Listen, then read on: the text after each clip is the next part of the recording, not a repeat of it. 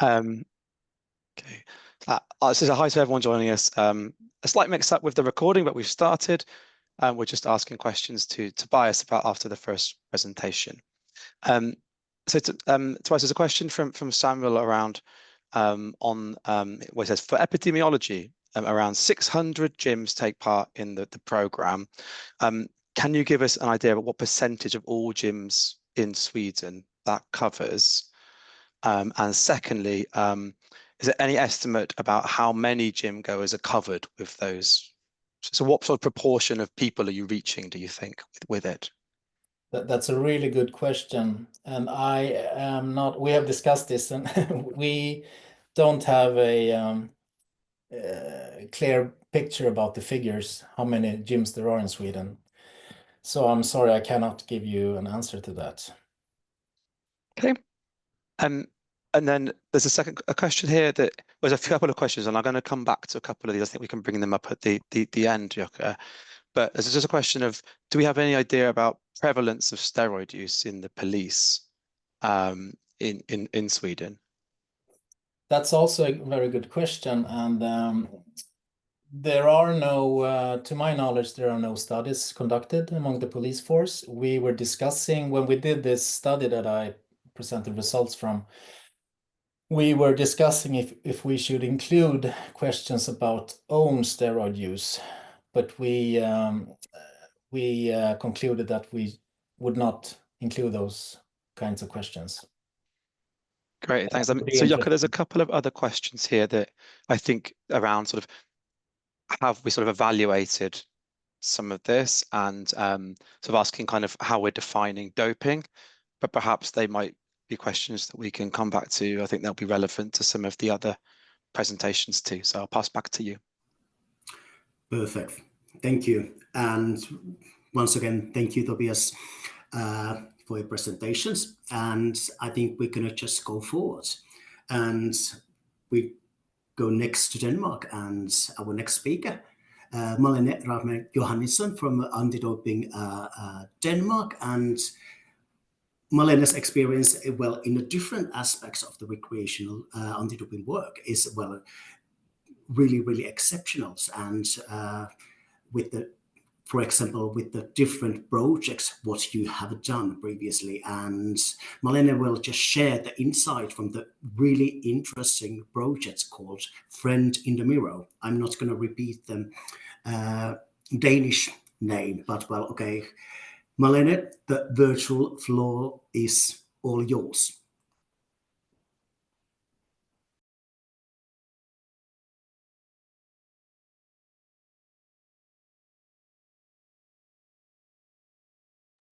Sorry, just had to find the button.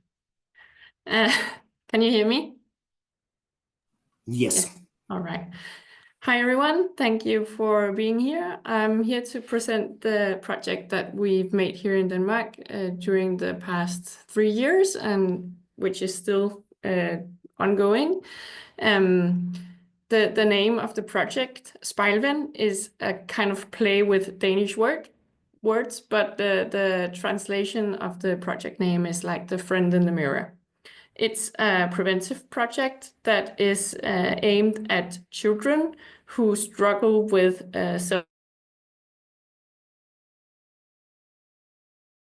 themselves and their appearance. Yeah, it's aimed at the children and the adults around the children. I'll get back to that. Yes. Now I'm trying to switch here. So the background for this project is in Denmark, and I guess in many other Nordic and European countries, there's a big national agenda concerning children and young people and their mental health. And there are a lot of organizations and institutions working with preventive initiatives and projects and all kinds of, interventions in this area. And we are just a small player among many. But we have this kind of, in this very big agenda that is called mental health, we have this kind of more niche corner that is more, concentrated about the body ideals and the appearance and how that affects behavior and self-esteem. And besides us, there is this other organization, an NGO here in Denmark called, translated, the Association Against Eating Disorders and Self-Harm. So we met with them because it's like we kind of represent two different coping strategies, two different solutions, but to the same problem, which is these young people striving in their own skin, striving to feel that they are good enough.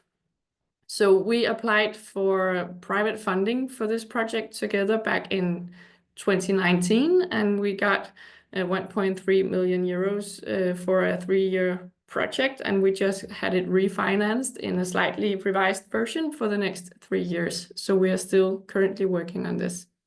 So the target group is 10 to 13-year-old kids who we meet in school. And the reason that we are working with children so young, it's important for me to mention that when we meet the kids, when we meet the children, we don't talk to them about doping or self-harm or eating disorders. It's all about body ideals and mental health and, expectations to themselves and how realistic they are. I'll get back to the content of the workshops that we do with the kids, but we don't tell them that we are from anything but the project name.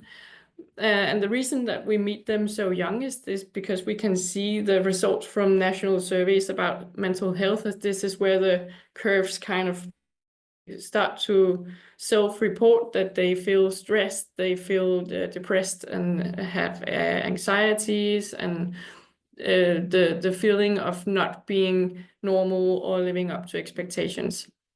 We can also see that this is the age from 13, 14, 15, where they start to drop out of organized sports and start going to the gym, to the fitness centers.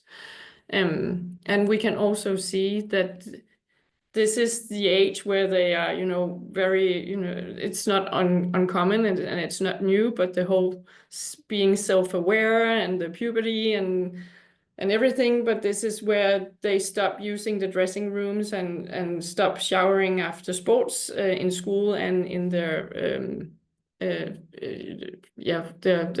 sports that they do in their free time. And we think that this is a very important room for the whole body ideal and normality discussion. So this is why we meet them so young. And besides the kids, we meet their adults. It's the parents, sports coaches, fitness personnel, and teachers. Yeah. So the project goal is to increase the acceptance of the natural body, to challenge and change unrealistic body ideals among the kids, to contribute in raising mental health, self-esteem, and general health, create awareness on the impact of language and behavior among adults when it comes to body ideals and, for instance, food and nutrition, and to give children, teenagers and adults a common language about bodies and ideals and what's natural, healthy, and cool.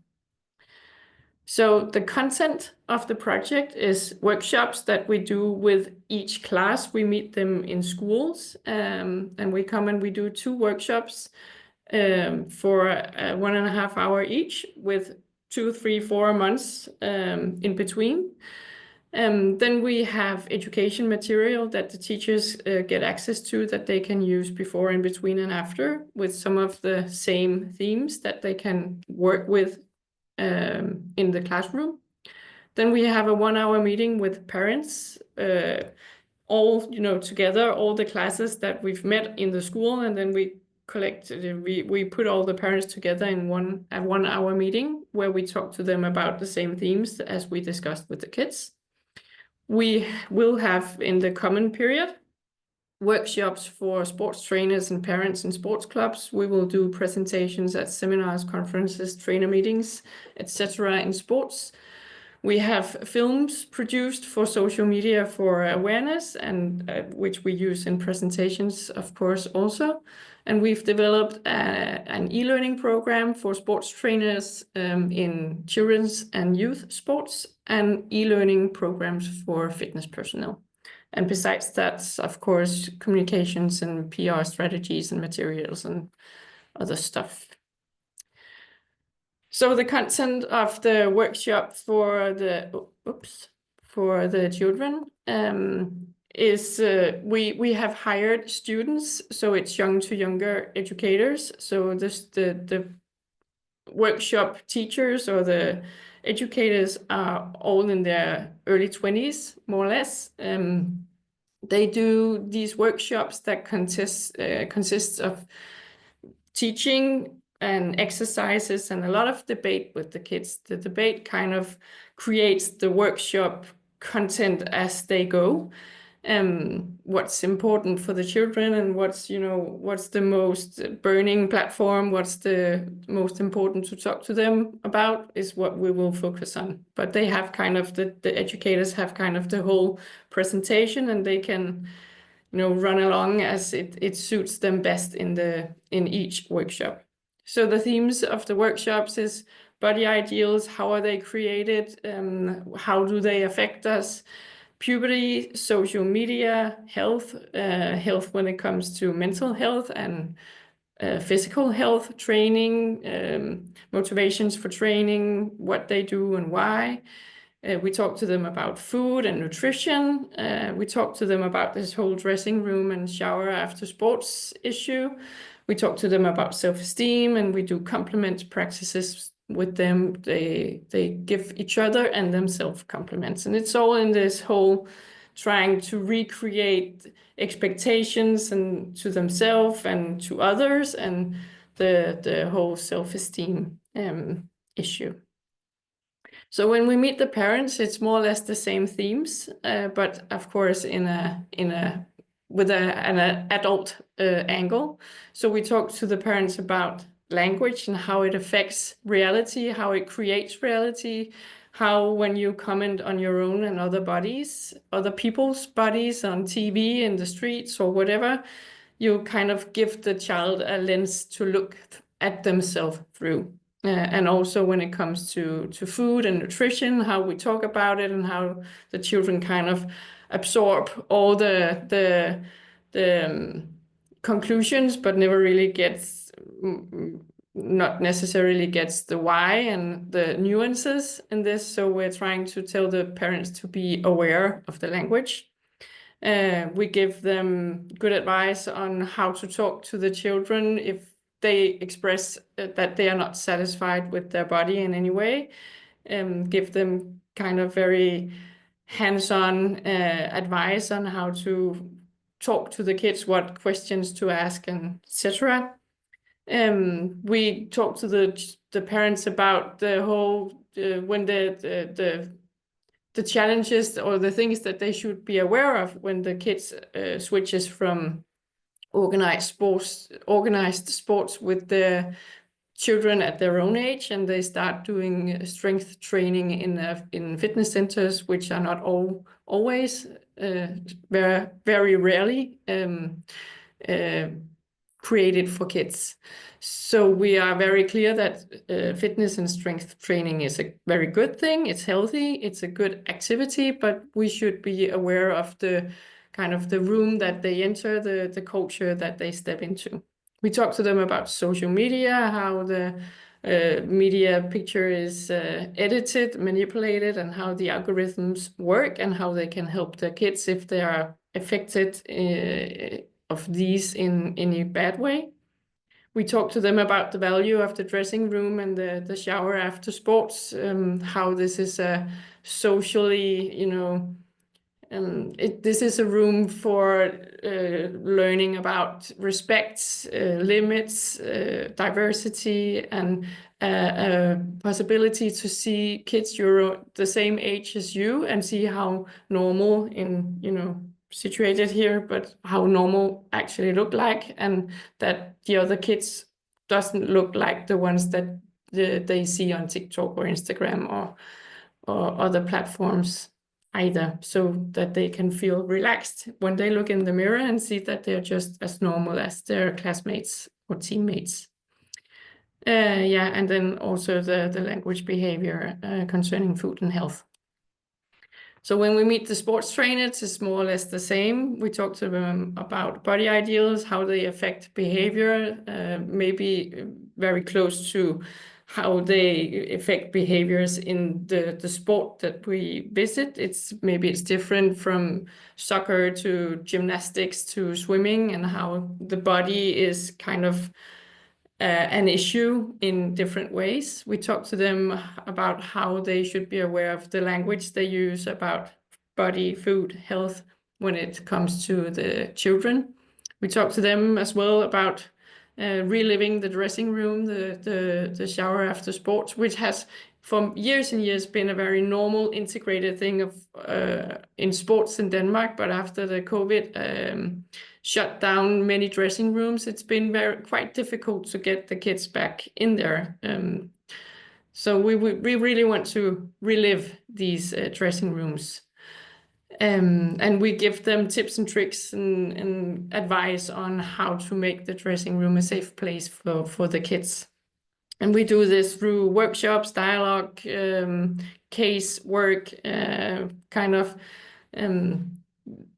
make the workshop for each, adapted to each target group when we meet them in the different sports. So status right now is that until now, since 2020, we've been in round numbers in 250 classes. We met 5,800 children and 2,000 parents face-to-face. 330 teachers, which they have been a part of the project for the first 3 years. And 830 sports trainers completed the e-programs, and the meetings in sports clubs and with trainers, etc., will be a part of this new project going from now until 2027. So we have had more than 250,000 views on the films that we made on different social media channels, and we have had actually a lot of appearances in media, both on TV, radio, and newspapers, because this whole debate, especially around the dressing rooms and the shower after sports, has really been a topic here over the past years. Yeah, so that's it for me. That's what's in our projects until now. So if you have any questions, just shoot. Perfect. Thank you, Malene. Well, this is, well, first I have to say congratulations about the funding and really, really nice results. Well, and really impressive projects, even so far. And maybe we have time for the one question now. I'm just looking for just. Yeah, so no clarifications through the chat, but maybe one of the panel or you, Jukka, have a question. Actually, I have a question for Malene. So, because there was you have reached quite a big number of parents as well. So, what kind of feedback you have received from the parents from this project? Actually, the feedback from the parents is the one that we really, feel the most. They often come up to us after and say, "Thank you. I'm so happy that we had the opportunity to be here and hear this. I didn't know. I had no attention to this. I have kids that is already in the gym. I have definitely said all the things that you said that I shouldn't say in front of my kids about myself. I will stop doing that. I'm so glad that I know now more about what they are looking at on social media and how I can help them with the algorithms." We really get very positive feedback from the parents who thinks that this is a great help. So we're so happy about that. We are so proud of the project, and we're so happy about the feedback that we get, especially from the parents. Well, it's really, really nice to hear. And well, this is really interesting project as well. And maybe this is also something that is going to be able to adapt to other countries as well.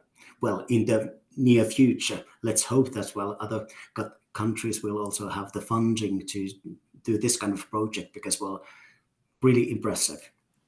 I know that our sister organizations in Norway, the Norwegian Eating Disorder Organization and Anti-Doping Norway, they have had all the material and they have had funding to do this project in some years now. So we are very willing to share everything. You just say the word and we can send you the whole deal.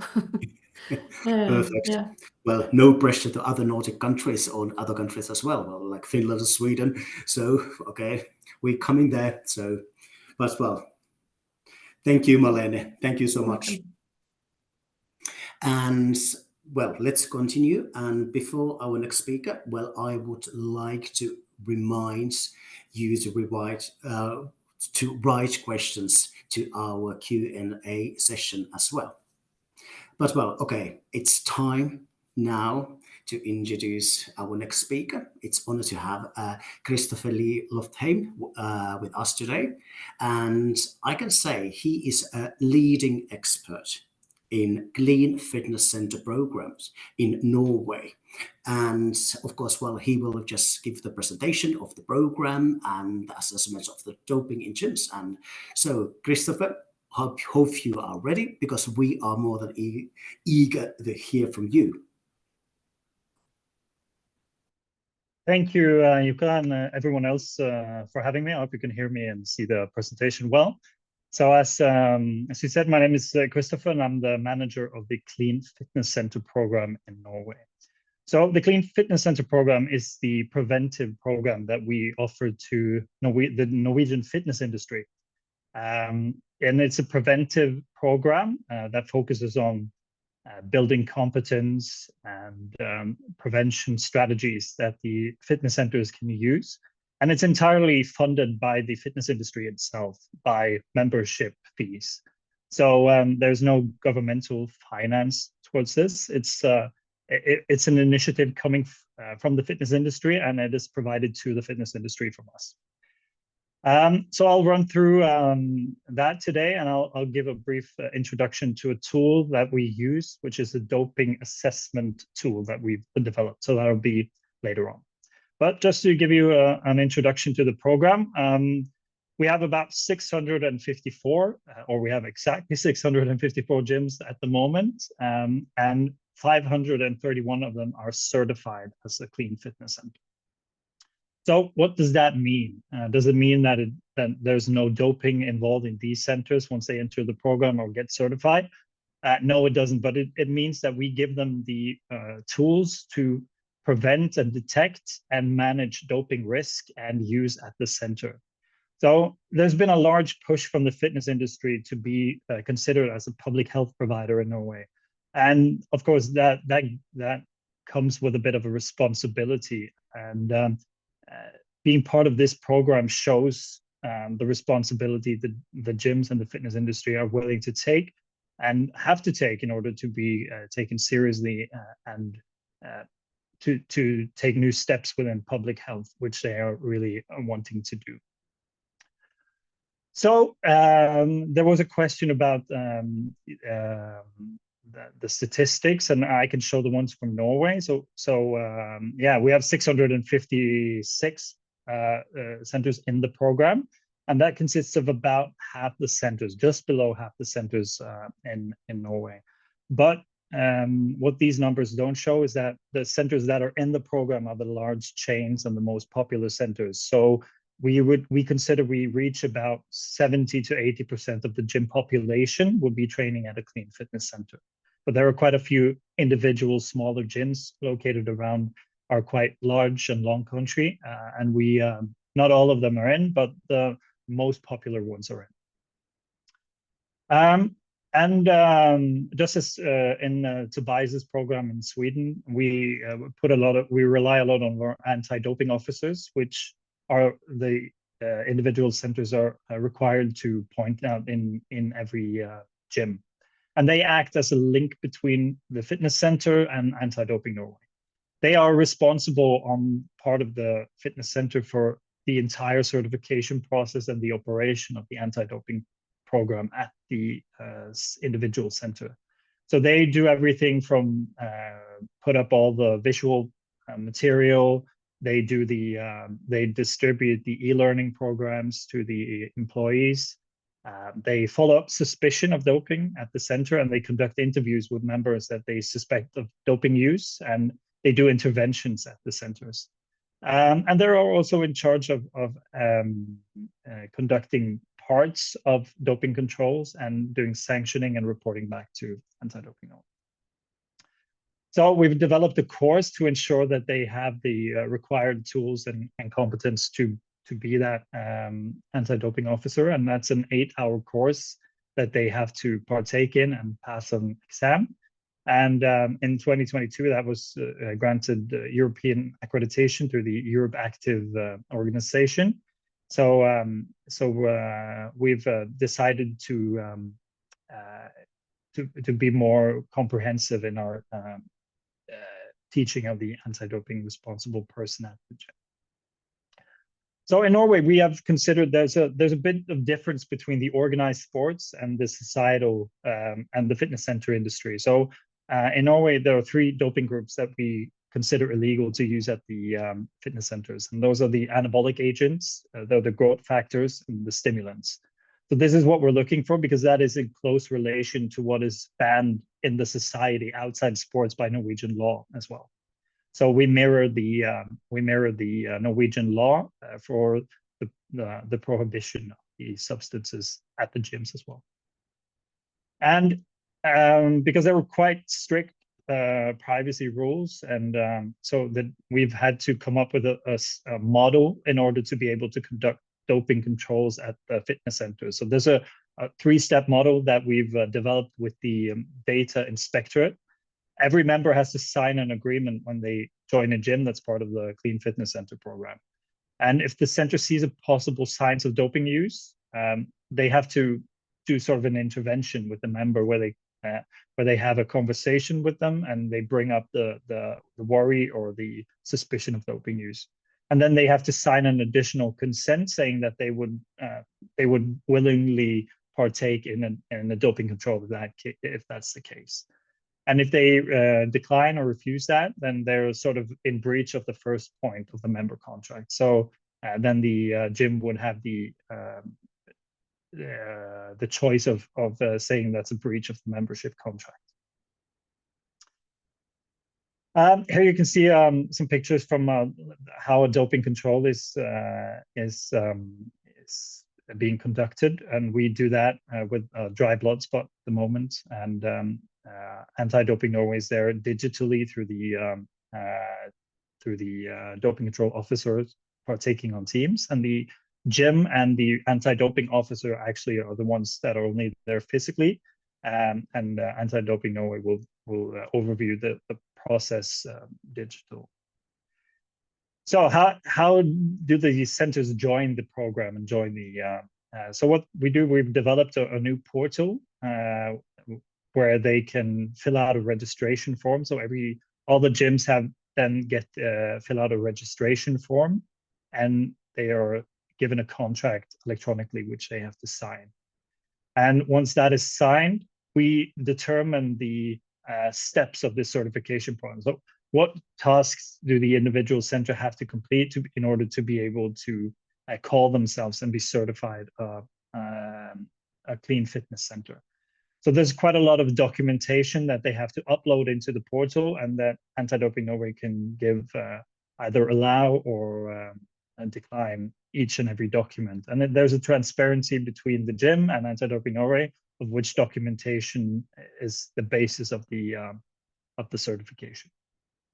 And then after a couple of years within the certification process, sometime we pay them a visit and we go through a checklist to see that they're in compliance with all of the rulings, and then they get another period of certification. So what's the content within the program? What are the tools and what are the material that are given to the gyms in the program? And an important thing is I'll show you a video, and I hope the audio works. One of them, the building blocks, is the e-learning. We spend a lot of time training, We want to take care of our bodies and like to be active. Training gets us in better shape. But what if results are achieved using performance-enhancing drugs? Doping undoubtedly has an effect, but it also has consequences. Do you know enough about them? And which rules and regulations apply?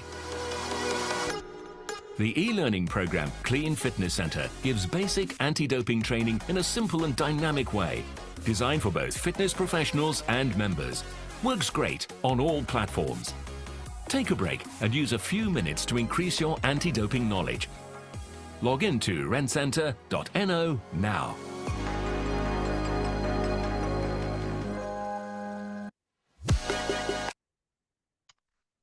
So it's the steps that are that they have to complete, what the tools that they are given as the education of their employees, which they have.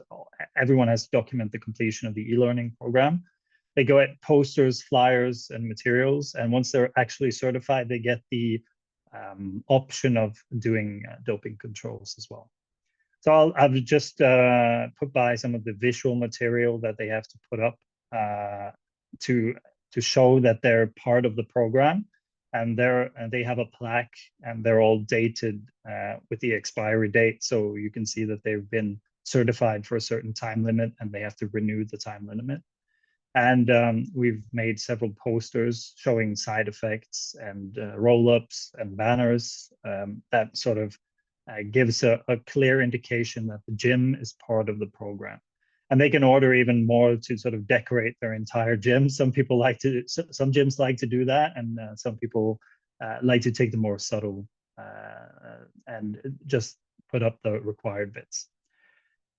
We also do quite a bit of social media work where we promote the individual members of our program, and we try to bring up and interview them about why anti-doping work is important for the fitness industry for themselves, and why it's important for that individual center.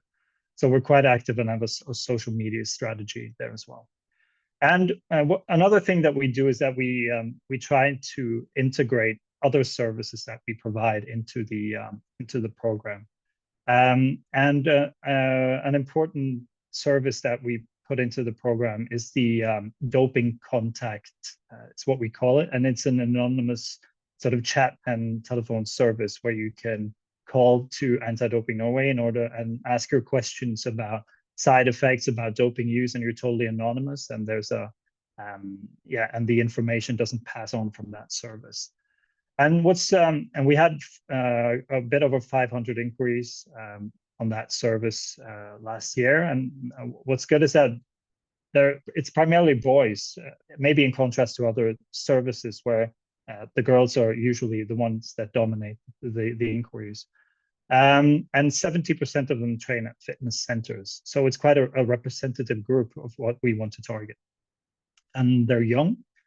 So that gives us an insight about their feelings and their struggles. And they request professional information about doping because they realize that a lot of the advice and a lot of the information that they're getting is from social media. And there's quite a lot of about risk of supplements as well. So who are the people actually contacting? Because that's the other part. We can kind of map out who are the people that are interested in finding out more about this. And they're curious, liberal. And the thing is that they're quite ordinary youth. There's no sort of trademark doping user. These are ordinary youth that are interested in this. And they're all, what's interesting is that they all feel that the pressure to achieve a certain body ideal comes from themselves. They don't really think that it comes from the outside or from social media. It's sort of a demand that they put on themselves. At least that's what they're describing. But what we wanted to do was to sort of check out how the environment actually affects youth as well. So what we did was a small scale research program to check out the social media. And 2 of our employees made 2 fake IDs on 2 fake profiles on TikTok. And they just scroll. That was the method. They were just supposed to scroll. They weren't supposed to like or interact with anything. But And the two fake users that each operator had was a boy at age 15 and a girl of age 17, supposedly. And the only thing, the instructions that they were to spend a bit more time on each post that involved training or weightlifting, clothing, food, that type of thing. And after 7 hours of scrolling, we put down the statistics of the different videos that they were exposed to. And what we saw was that there was quite a big difference between the genders of what the algorithm actually showed to the different genders. So the boy users, they were exposed to 140 videos just within 7 hours of scrolling, where there was doping-related content. And this was not just mentioning doping in a sentence, but it was actually how to administer, what type of drugs you should use, and so forth. And the girls had almost none of this content at all. But the girls inversely were shown videos at about the same frequency to food and dieting and how to lose weight, just by actually viewing the same content and just spending a bit of time watching it. So I'm just going to show you a few of the films that actually popped up.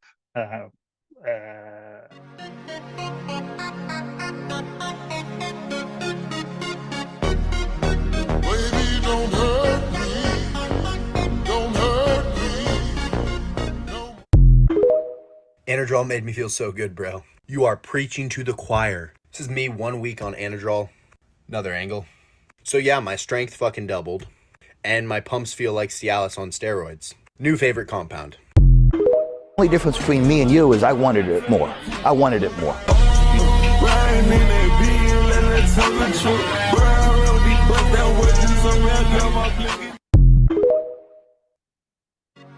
Anadrol. Yeah, and I'm sure a lot of you that's been scrolling the social medias recognize quite a bit of this type of content. We've made some new additions to the program. We each year at our national public health conference, we give out an award for the Clean Fitness Center of the Year. There's a picture of that happening this year. And lastly, the new tool is the doping risk assessment form, which is called the draft, which is a newly developed tool. And I'm quickly going to close on this. The goal of the project was to develop a tool that could give us sort of as much as we would like, an objective sort of assessment of the doping risk and the risk factors involved in each in a center that we visited. We did a literature search, and we had 8 qualitative research with interviews of experts of the Nordic countries. Quite a lot of you are present here today. And we made a consensus of the risk and protective factors of each center. And we ended up with 24 risk factors and protective factors, which are mostly the center's layout and the employees that work at the center and the members that train at the center. And it's based on the spousal assault risk assessment. And the form now looks like this, where we grade and weight each category and try to score to be able to figure out the as much as the objective risk as possible. So we've been tested it, and the inter-test reliability is quite good. And so we're looking to implement it to pinpoint our work even more in the future. Okay, that's it for me. Thank you. Thank you, Christopher. Well, so many important aspects of the work, what you are doing there in Norway, and really, really impressive as well. So, well, I think, even I have a 10 questions already, in my mind, but because, I think we can go further for our last speaker, because we are also talking about the clean exercise ambassadors and clean fitness center programs as well. And if it's okay for you, Christopher, so we're going to just ask the questions in the end of the our last presentation. Of course. Yeah, perfect. Thank you so much. And okay, And maybe you have guessed already, our final speaker is from Finland, Mikko Lemettilä, and Mikko is working, well, he has a clinic foundation in a project called Doping Linkki. Like Christopher, Mikko has done incredible work in developing our Clean Fitness Center program in Finland, and Mikko is going to talk about the work of the Clean Exercise Ambassadors work and as part of the Clean Fitness Center program. So, Mikko, I think virtual stage is all yours. Thank you. Thank you, Jukka. Can you see my presentation? Yes, we can. Yes. It's not in the presentation mode. Oh, okay. Let's try again. It was now. Now? Now. Cool. Yes, perfect. All right. Thank you, Jukka, and thanks to all of our networks for making this webinar happen. Yeah, I'm here to present A-Clinic Foundation's work in doping prevention, and more specifically focusing on doping prevention in social media and anti-doping education for youth. And I approached the topic from our ambassadors' work in the clean anti-doping activities in recreational settings. Short presentation about me. I'm Mikko Lemettilä, specialist working in A-Clinic Foundation. More specifically, I work in a project Doping Linkki, and also I'm part of our international Erasmus Plus sport projects. Also, here are my contact information in case you want to connect. In LinkedIn, I try to talk about addictions in sports and exercise, sports pharmacy, since I'm also involved in the international master's program in pharmacy, in drug development, research and safety at the University of Helsinki. That's a short presentation about me, but let's go to the topic. So first I want to thank Christopher for sharing your experiment about the content that the youth are exposed in, for example, in TikTok. And I also, as a background information, I want to share this information, which you can find in the scientific literature. So as a background information, there are multiple publications made about the promotion of doping in social media. And I think these publications discuss this topic quite diversely. For example, they're looking into relationship between social media body image, physical activity, and anabolic androgenic steroid use, especially among men. Then we have a report discussing how TikTok promotes dangerous and potentially illegal steroid-like drugs use to teenagers. And that was also seen in the experiment done in the anti-doping Norway. And there's also one interesting article about how social media influencers discuss doping in different social media platforms, just like what kind of narratives they're discussing there. And here's an example of one influencer on social media that has received hundreds of thousands of views. So in this specific video, he was claiming to do it in a healthy way and monitoring everything. And I kind of think this is how the current trend is also emerging, like they're claiming to do it in a healthy way. And in this particular case, the influencer also claimed to use only testosterone for replacement therapy issues, but the dosage he used exceeded the medical dosages greatly. So you can imagine if these kind of videos get hundreds of thousands of views, what the impact can be, for example, for the youth or other vulnerable groups who might consider to start using. And just as a reminder, we also have anti-doping in recreational sports guidelines made in the FAIR Plus project. You should look into the final report made in this project. I think it summarizes quite well how can you develop anti-doping in recreational sports activities. But just a few takes from this report. They report that doping practices in recreational sports settings can affect young and other vulnerable people, and they also suggest that we should consider the use of anti-doping ambassadors to promote anti-doping education among different professional groups. And I might add to that we should not just target the professional groups, but also these vulnerable people who might consider using, for example, the youth. And that's what we are also trying to do in A-Clinic Foundation. So the A-Clinic Foundation has been doing public health doping prevention since 2010. And like Jukka said, we have a 15th anniversary this year, coming soon, 27th of January. Our target groups are current recreational doping users and those who consider using, and then their loved ones or adjacents, and the professionals who might encounter recreational doping. We have a web-based anonymous health counseling service for all of our target groups. Then we maintain an evidence-based info bank. Then we have the clean exercise commitment, similar to the other Nordic countries, which is a certificate system aimed at the fitness industry and other recreational settings. We provide education and e-courses for different professionals, and then we are involved in international projects as well.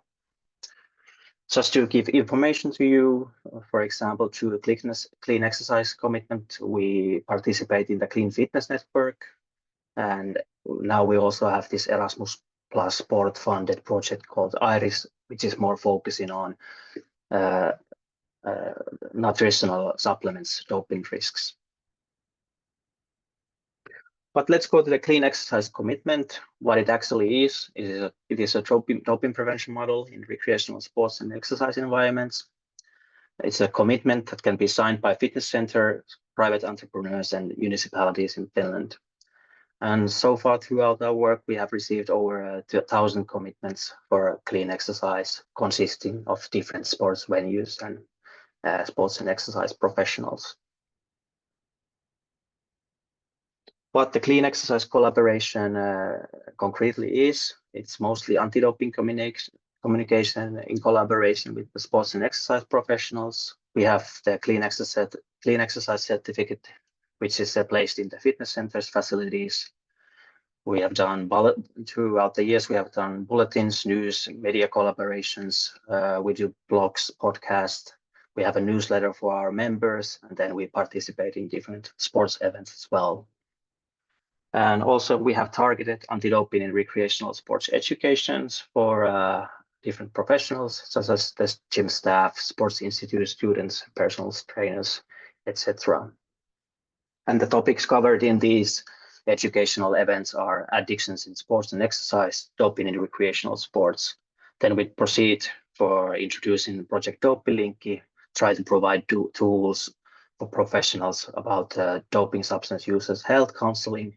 And then finally, together we discuss on how we could develop a more responsible and sustainable sports and exercise culture together with the fitness industry. Proceeding to ambassadors work, which has been part of A-Clinic Foundation's Project Doping-Linkki since 2018. So the current main task for ambassadors are, of course, they are anti-doping promoters and role models for healthy exercises. They have received health education all of the ambassadors have received health education in the university, but also participate somehow in sports activities as well. They network with sports and exercise professionals in recreational settings. First, they encourage to sign the clean exercise commitment, and then to do some kind of collaborative communication activity, such as a social media post. And finally, as a new thing, started 2 years ago, we started holding doping classroom lessons for middle and upper secondary school students. So target group being 12 to 18 years old students. We have currently 3 ambassadors, or 4 if I'm included, and also Eetu, who is one ambassador, is here, and he's been also taken a lot of responsibility in arranging this webinar. So thank you, Eetu.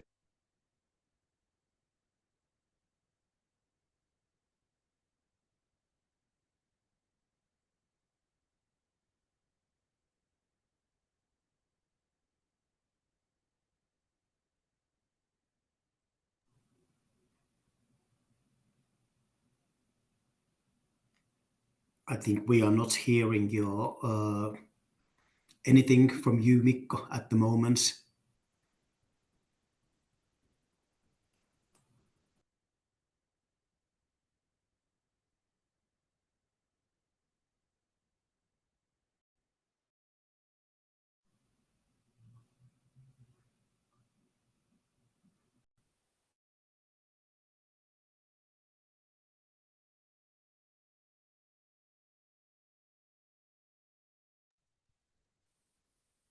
Can you hear us, Miko? Or is it the battery in your headset that is dead? No?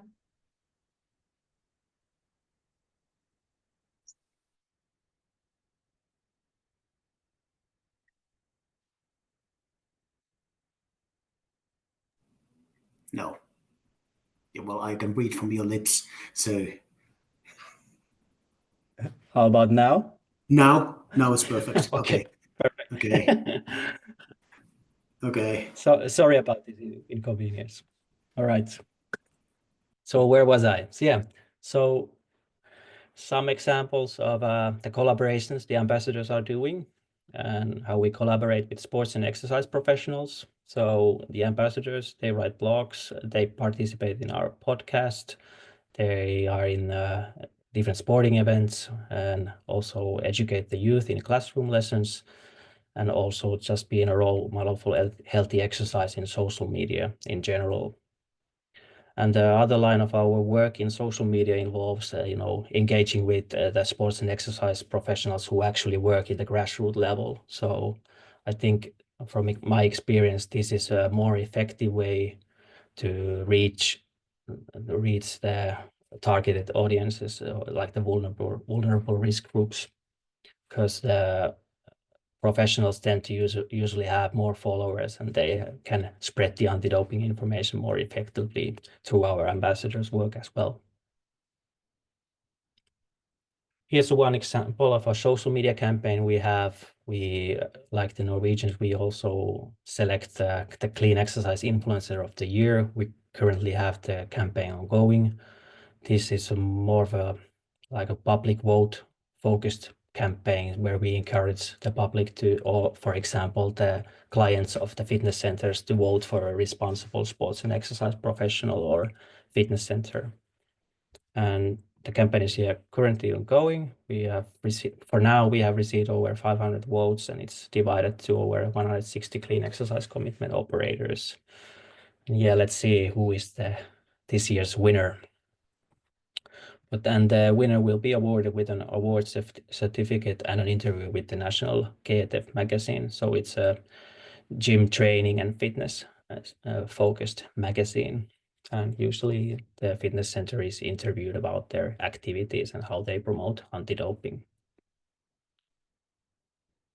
A few words about the doping prevention among youth and the recreational doping classroom lessons. So this is a new thing we tried 2 years ago, and it has gotten a positive response.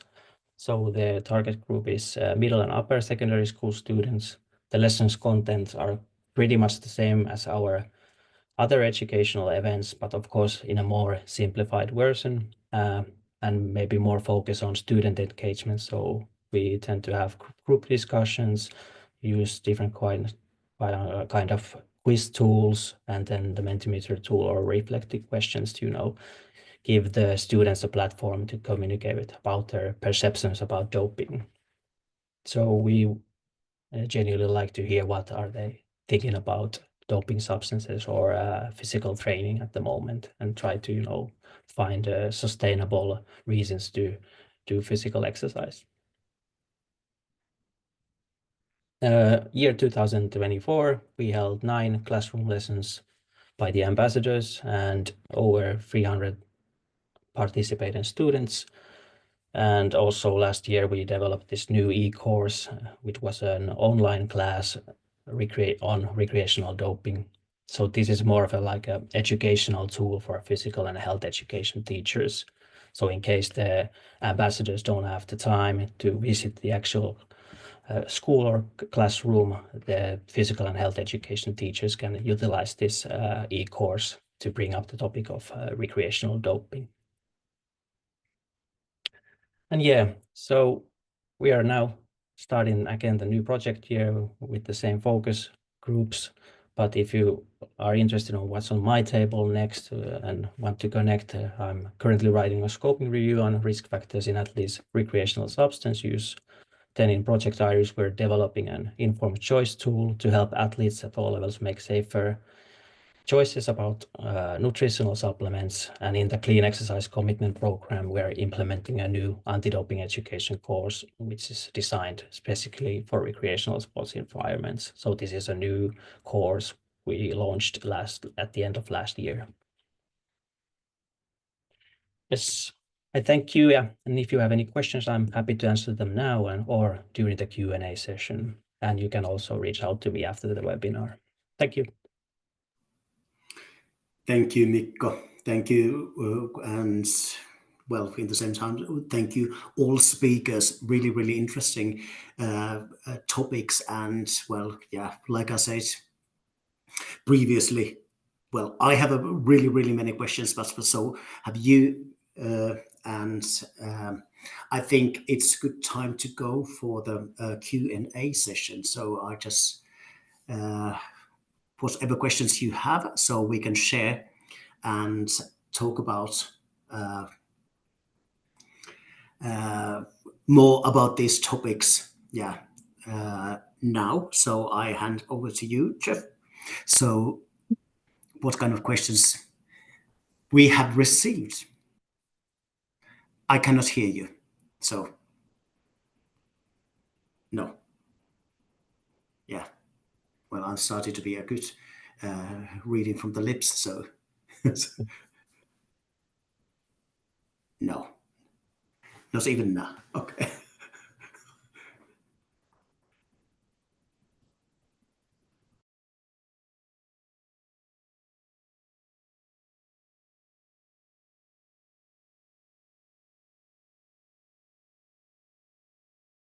Now I'm just okay. Shall I take the Q&A? If you don't have those microphones, deal. I think that Jeff puts questions in the chat, so you can see the chat. Perfect. Perfect. Yes. Okay. I'm gonna read. Thank you. Thank you for the just like a putting well everything here. So 3 overall questions. Well, okay. The first one, we have heard a lot about the aims of the programs and what they involved, but do we know if they work? And if we do not know this yet, do you have any plans to evaluate them, to understand their effects,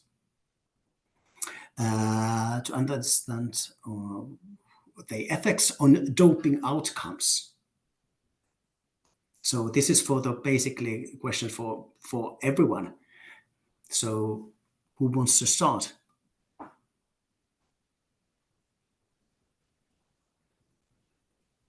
Well, I can start at least, because I think it's a broad question about, proving the effectiveness of our program. We are measuring, for example, the educational effect of our programs, and for these, at least, we know that they who are doing our education, going through our education, they are receiving new information, or they can utilize it in their working lives. And for these results, we have mostly received positive impact on different professionals. But for if it does it affect on the use of doping or prevent doping, that's a more broad question. But through these different acts, I think we make an impact.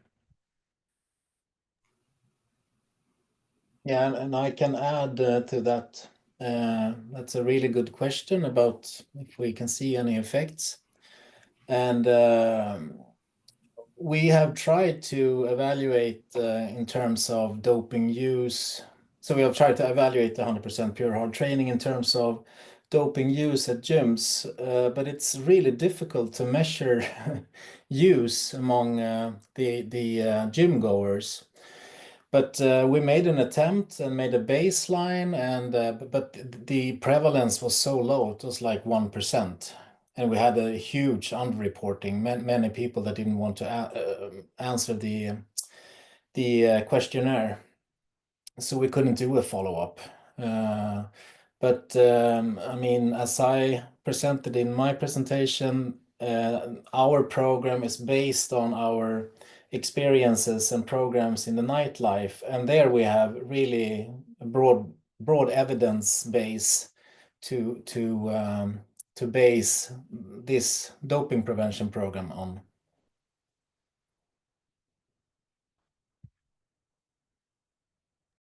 I can follow up.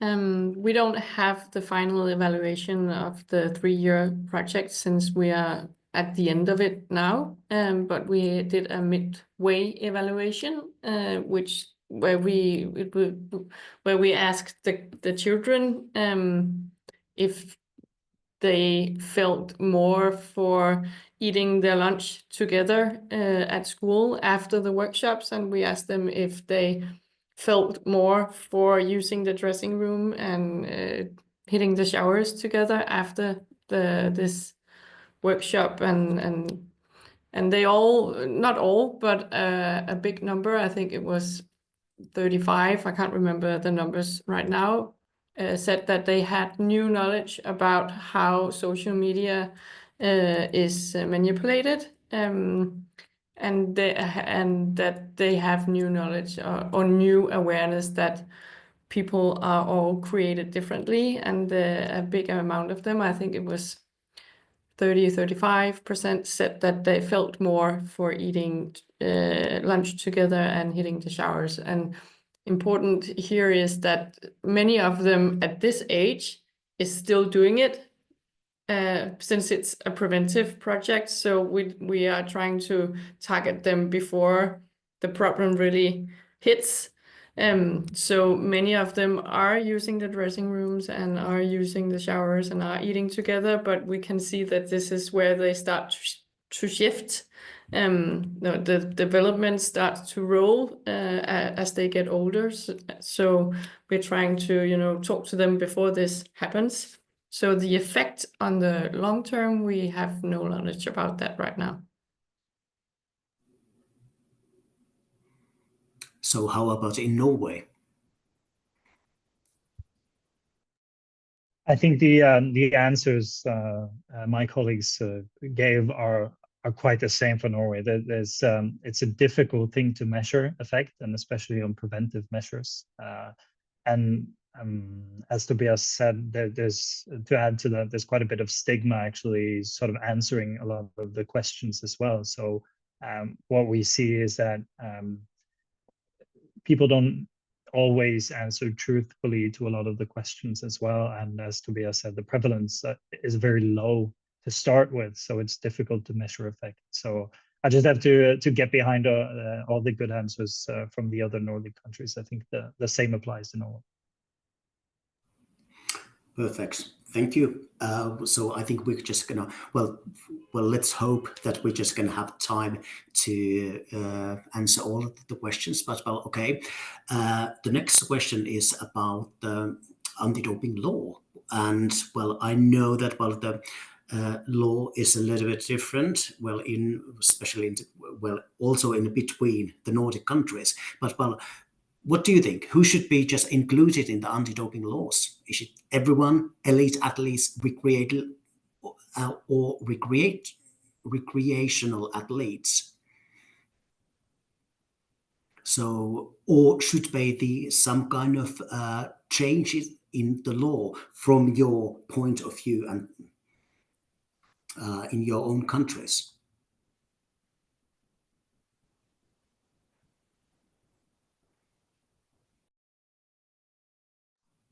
Yeah, I think this is like a difficult question, but well, okay, yeah. I can try to answer, at least for Norway, because we have as I touched upon in the presentation, there are two different sort of laws, right? There's the societal law on what's prohibited by Norwegian law in all handling of doping, as Tobias alluded to in his presentation as well, where sales and usage was prohibited in 2013. Before that was sales and manufacturing and distributing that was prohibited. And so we've done a difference sort of in the fact that everyone within organized sport, they have a much broader set of doping groups that are prohibited. For them, everything is prohibited, but in the societal and the recreational sort of outside organized sport, there's just bits and outtakes from the entire WADA doping list that are prohibited. And whether or not prohibition is a good way to prevent, that's a whole different discussion, I think. But we have to abide by the laws that are in place. And so we've tried to mirror the Norwegian law in setting up our preventive programs.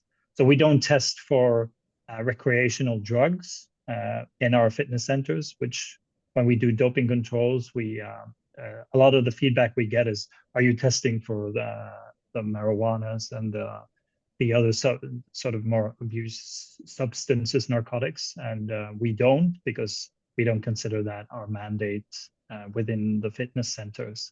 So somehow we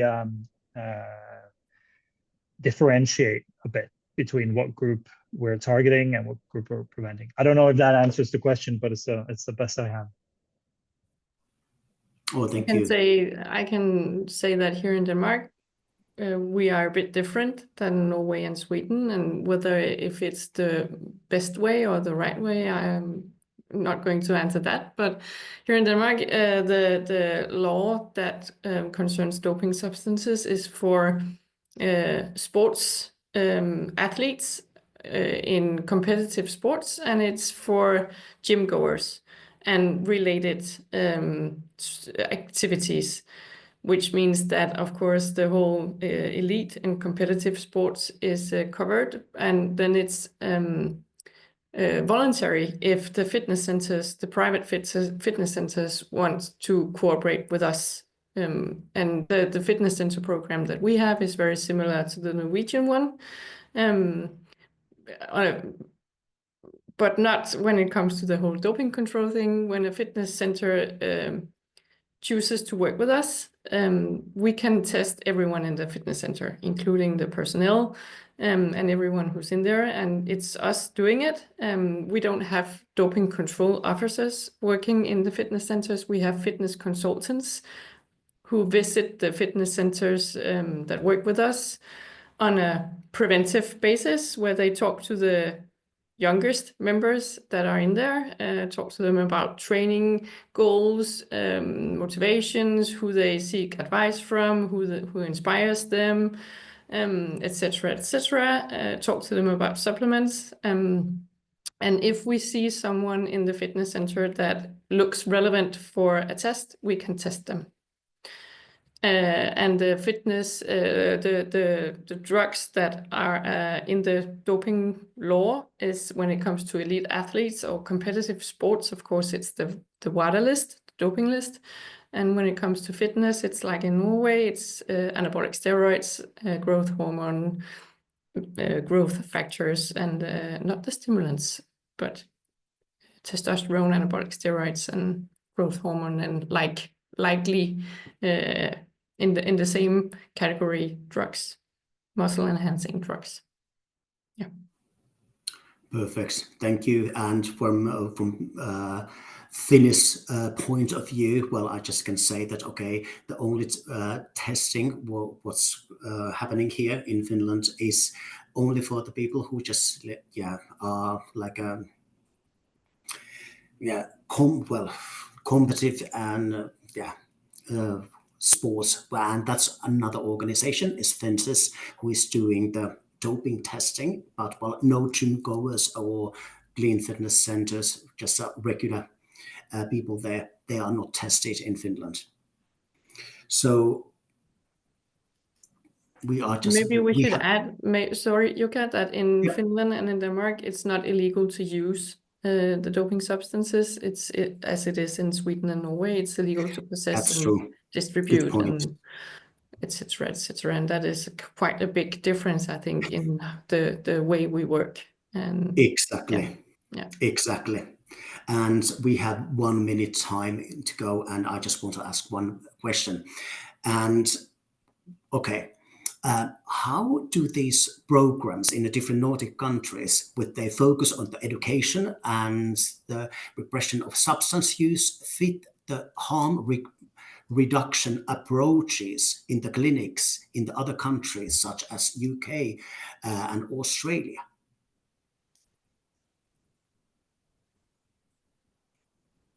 I don't think I can try to Yeah. answer that from Denmark. We don't do harm reduction in that way as anti-doping Denmark or the system. We try to prevent as the main goal. And then I know that we have 2 hospitals working with anabolic steroid abuse now, where they try to help them downscale their use and to restart their own production of testosterone. And that is quite new, that we help patients, hormone sick patients, with the downscale of their use, that it's not, an either or. The treatment is not, you don't have to be out of your use to have access to help, which is new here. And it's only on pilot project basis right now. It's not a part of the formal system in Denmark. It's only those 2 hospitals doing it. Thank you. How about in other Nordic countries?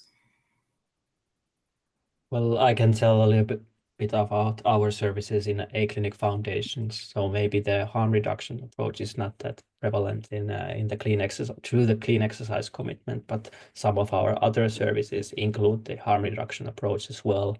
So, for example, in our Anonymous Health Counseling, sometimes we need to have that harm reduction approach when discussing with the recreational doping users, and also with in our healthcare educational events, we also provide information on harm reduction, for example, safe injecting practices in doping as well. Yeah, and in Sweden, as Christopher said, we need to abide to the Swedish doping law, and so there's not much harm reduction going on here, to my knowledge.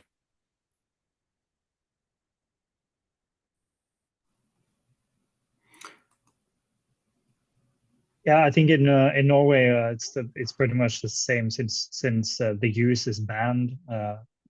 Prohibition and prevention is the main strategy, but we have a department of the specialized public healthcare that there's one clinic that gives treatment to doping users, but I think there's an obligation that the user has had to been off doping for a bit before they start, so it's not really harm reduction in that way, it's more treatment. That's part of the strategy, but that's similar to what Malene is describing from Denmark, but there's only one treatment option. But I think they have quite a bit to do, is my impression from their feedback. Oh, thank you so much. And well, I think this is really interesting discussion, because well, the prevention work and harm reduction related work, well, I think there's lots of things and topics that we can just learn from each other. But well, anyway, I think I'm just going to ask Ekaine, maybe you can share once more the slide of the upcoming conference, because well, it was not in the recording stage, so everyone can just have the link and QR codes to that one. And so what I'm just I take a conclusion that, okay, well, this kind of meetings, this kind of webinars is really needed, because well, I think we all agree we can continue this discussions and with the different topics really, really long time. So there's a upcoming, well, yeah, the deadline, well, like Egan said, well, end of this month, maybe extended, well, fingers crossed. So plenty of time to do it. So possibility to have colleagues, to have the good discussions. And I have to say that, well, sneak peek information next year, June 2026, we're going to organize here in Helsinki Doping and Public Health 2 days international conference. But well, okay, there's 1.5 year time to just like for that happening. But well, I think on behalf of everyone, all the speakers, I thank you organizers, and thank you speakers, and thank you the public, everyone who just well involved and asked questions. The time was so short. I think we need so much more time for this kind of discussions and to hear more about different kind of projects, different kind of approaches. So on my behalf, thank you everyone, and yeah, have a nice day. Thank you. Thanks, everyone. Thank you. Thank you. Have a nice day, everyone.